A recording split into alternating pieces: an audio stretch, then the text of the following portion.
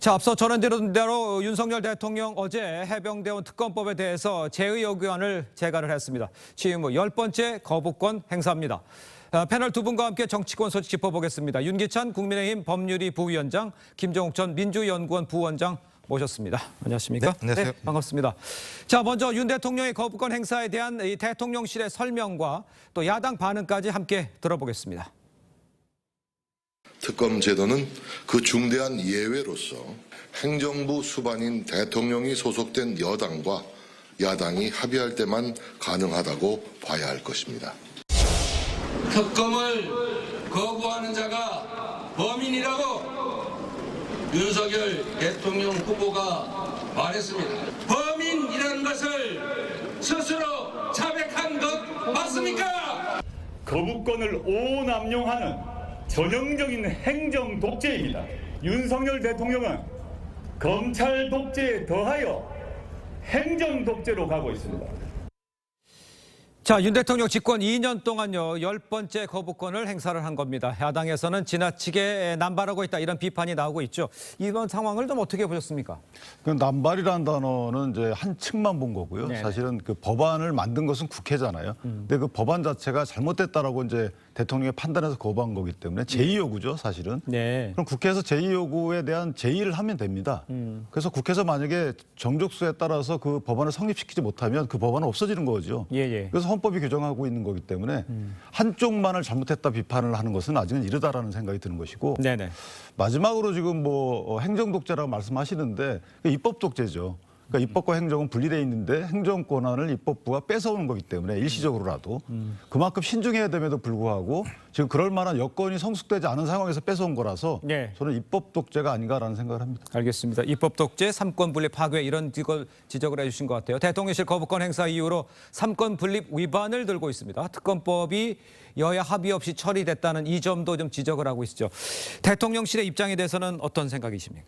뭐 일단 여야 합의 없이 특검법이 통과된 사례가 분명히 있습니다. 좀 그렇기 때문에 그런 사례를 들어서 이것이 문제가 있다고 얘기하는 것은 그간 입법부와 행정부 간의 관계에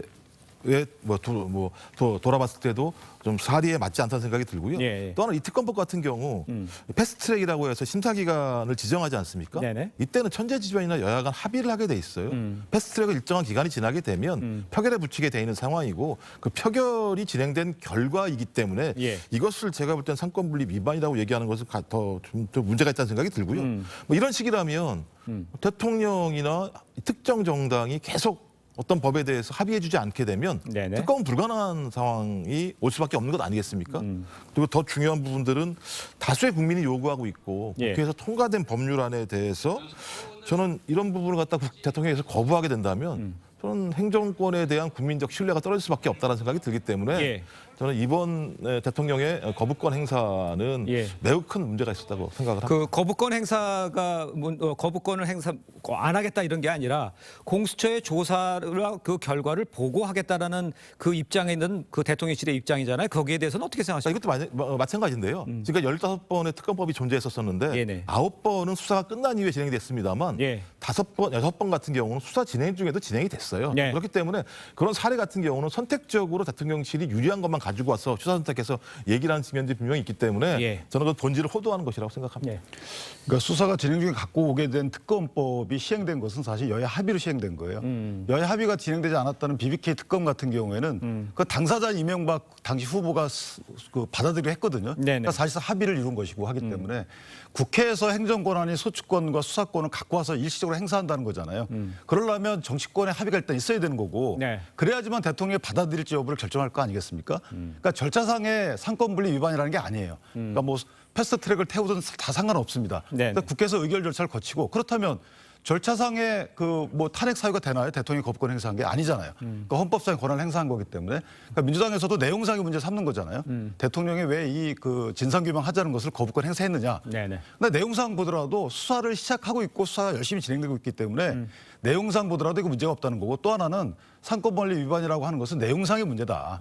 지금 예를 들면요. 민주당이 고발을 했습니다. 이게 2023년도 10월경에 고발을 해놓고 나서 공수처에 고발했어요. 그래놓고 특검을 만드는 거예요. 뭔가 안 맞잖아요. 그러니까 고발인이 수사검사를 고르는 겁니다.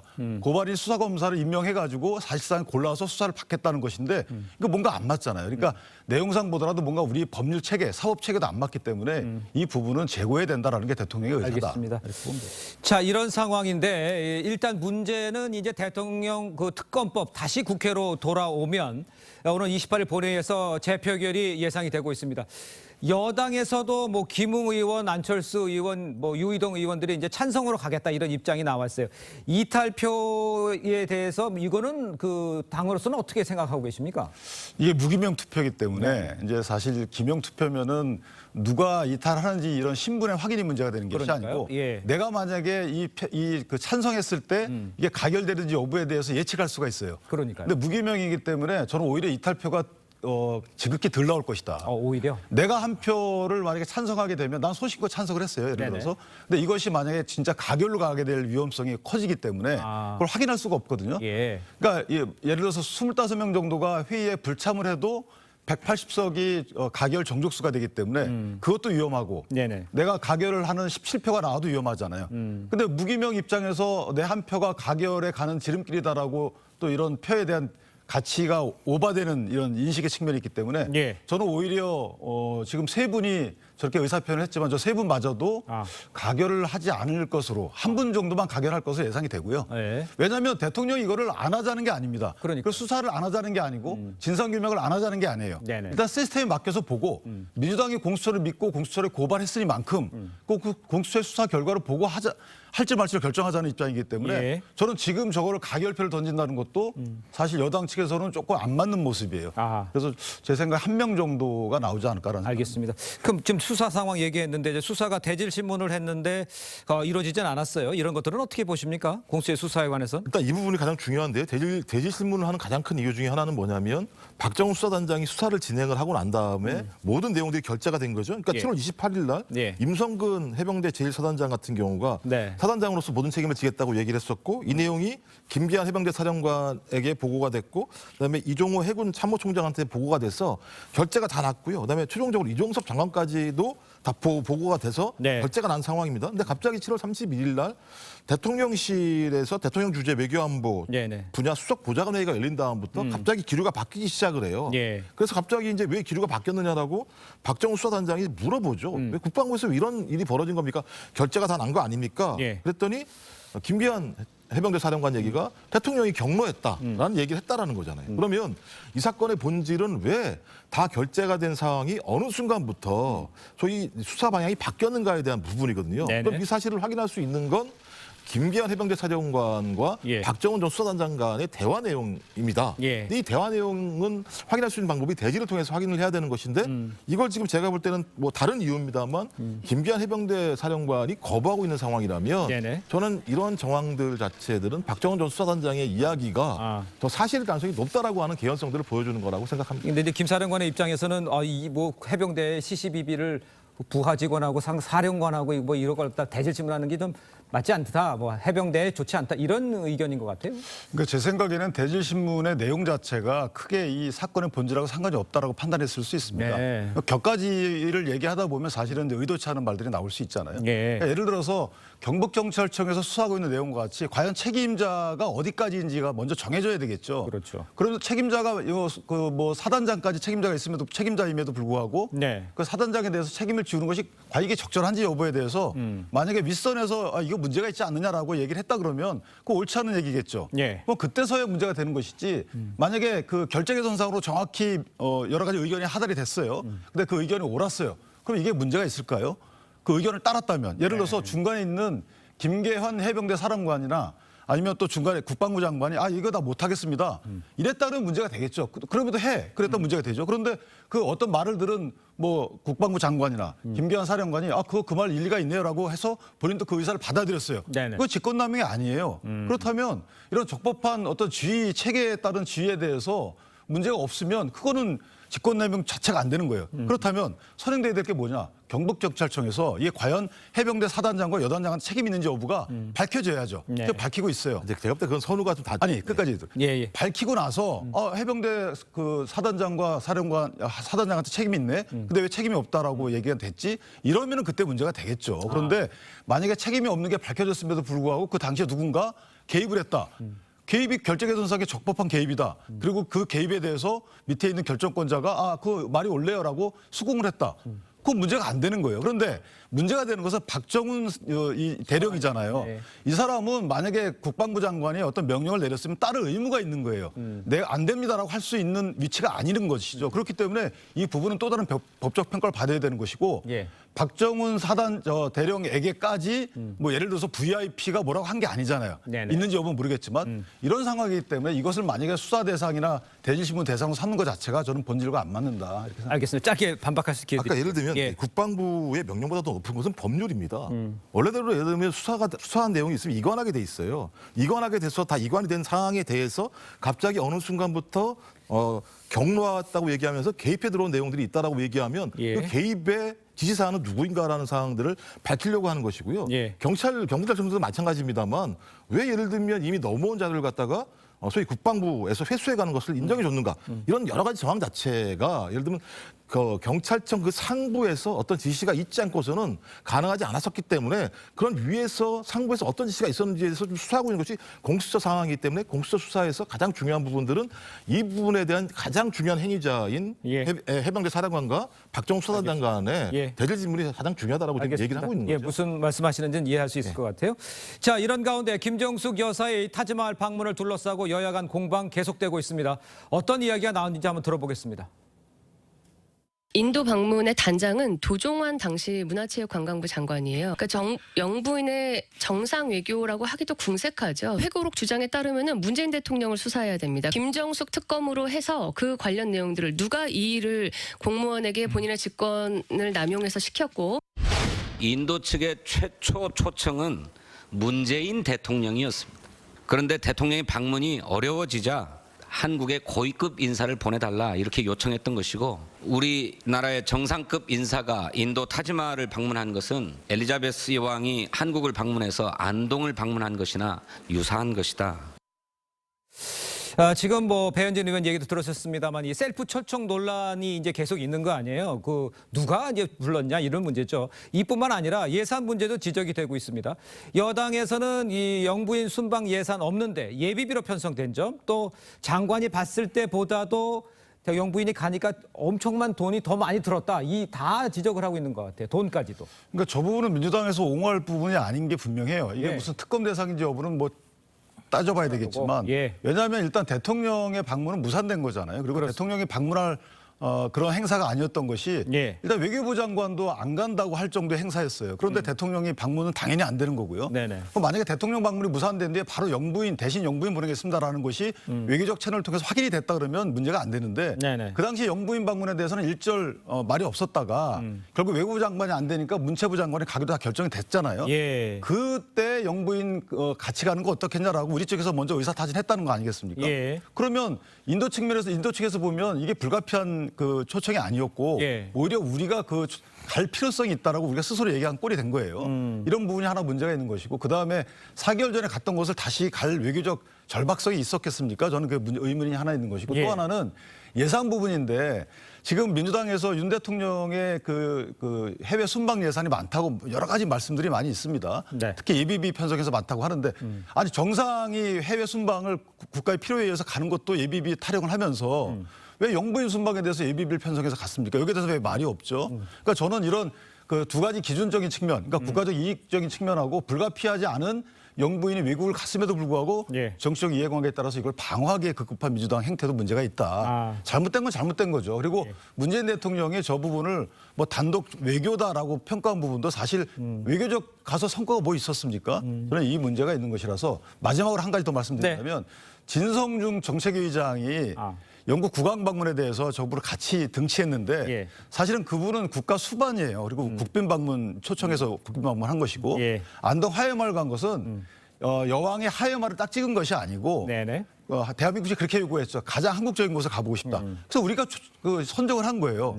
이거를 어떻게 저거를 등치해가지고 옹호합니까? 저는 저분도 참 상당히 문제가 있다고 생각합니다. 알겠습니다. 지금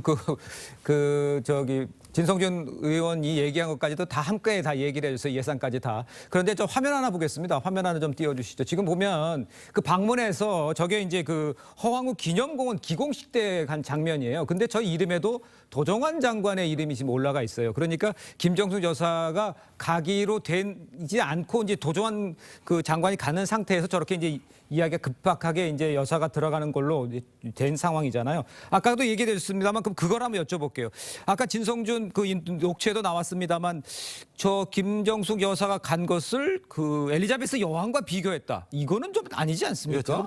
제가 볼 때는 뭐 예. 타당한 비교 방법은 아니라는 생각이 들고요. 예. 문제는 사실은 두 가지가 있는 거죠. 그러니까 문재인 대통령이 회고록에서 얘기했던 내용들이 맞거나 네네. 아니면 외교부가 얘기하는 내용이 맞거나 예. 저는 문 대통령이 얘기한 것이 맞다고 하면 하등의 문제가 없는 거겠죠. 근데 두 번째 문제 외교부 설명인 건데 그러니까 적어도 그 당시에 청와대가 외교부에 어떤 형태로든지 제기를 해서 소위 김정숙 여사가 인도를 가게 됐다 이런 측면 아니겠습니까? 근데 그렇다고 하더라도 이건 외교부가 인도와 충분한 협의를 통해서 합의한 외교 행사이기 때문에 네네. 이것에 예를 들면 불법성이나 위법성을 가지고 특검을 얘기하는 건 좀 문제가 있다고 봐요. 그 과정에서 예비비도 마찬가지입니다만 예산이 편성된 내용이기 때문에 왜 예비비를 사용했냐라고 그것을 문제 제기하는 것 자체도 제가 볼 때는 예. 어떤 법률적으로 위반 사항은 아니라고 봐요. 대신 국민들이 봤을 때 이러저러한 문제와 관련해서 뭔가 좀 문제가 있는 것 같으니 그 부분에 대해서 정확히 알 필요가 있다라고 하는 부분은 제가 인정할 수 있겠습니다만 지금 국민의힘에서 계속 소위 김정숙 여사 문제를 들고 나오는 가장 중요한 부분 중에 하나는 예. 소위 지금 현재 있는 소위 김건희 여사 문제에 대해서 이제 물타기를 하려고 하는 측면이 있다는 생각이 드는 것이에요. 어떻게 이거 두 가지를 비교할 수 있을지 저는 이해가 안 돼요. 예. 왜냐하면 사건 자체 사안이 완전히 다른 상황입니다. 근데 이거 같이 놓고 보려고 얘기하는 건 국민의힘이 네. 김정숙 여사의 외교 활동에 대한 문제 제기라기보다는 김건희 여사를 지키기 위한 공격의 수단으로 활용하고 있다는 거죠. 예, 근데 그 말씀 제가 꼭 드릴게요. 뭐냐면 이게 문재인 전 대통령이 회고록이 물론 이때 내려고 한 건 아니겠지만 내겠다고 뭐 이때 뭐 만들면 내겠다고 한 이 시점에 회고록이 나오면서 이 문제가 불거졌다는 말씀을 제가 한번 다시 드려야 될 것 같습니다. 다음 소식 짚어보겠습니다. 해외 직구 금지 논란을 두고요. 여권 차기 잠룡들의 신경전 거셉니다. 앞서서 오세훈 시장이 한동훈 전 위원장을 겨냥해서 아쉬운 처신이라고 비판하면서 이제 서로 처신이 맞네 아니네 이런 얘기를 하고 있어요. 이거는 벌써 건설적으로 정책에 대해서 여러 잠룡들이 얘기하고 있다. 이렇게 긍정적으로 봐야 되는 겁니까? 저는 그렇게 보입니다. 그렇습니까? 그러니까 오세훈 그 서울시장과 한동훈 장관 그다음에 유승민 전 의원 등의 얘기가 예. 골자는 그겁니다. 정책에 대한 비판은 괜찮다. 그러나 만약에 예. 비난 정도의 수준에 이르는 것은 SNS로 하지 말자. 여기에 나오시는 분 정도의 위치면은 청와대나 총리실 다 전화 통해서 예. 정책적 제안이나 조언을 할 수 있지 않겠느냐라는 요지고요. 예. 그다음에 선실이라는 단어는 부적절했다라고 서로 다 인정을 했던 부분이기 때문에 저는 개인적으로 정책에 대해서는 정책 제안 자체, 긍정적인 정책 제안은 하는 것에 대해서 세 분이 다 공감한다고 봅니다. 네네. 근데 그 정책 제안 한 이면에 있는 뭐 어떤 철학이나 이런 것들에 대한 비난조는 하지 말자라는 거기 때문에 네네. 지금까지는 저는 건설적이다. 오히려 대통령실 입장에서도 본인들이 미처 알지 못했던 부분들을 수렴할 수 있는 계기가 됐잖아요. 예. 저런 부분은 활성화돼야 된다고 보고 다만 매 건에 대해서 비난조나 비판을 하는 것은 그거는 이제 어떤 본인들의 정치적인 행보를 위한 정치잖아요. 그렇죠. 그러니까 정치는 SNS로 하지 말자라는 것에 대해서는 예. 세 분이 합의를 보지 않았는가라고 해석을 하고 싶습니다. 알겠습니다.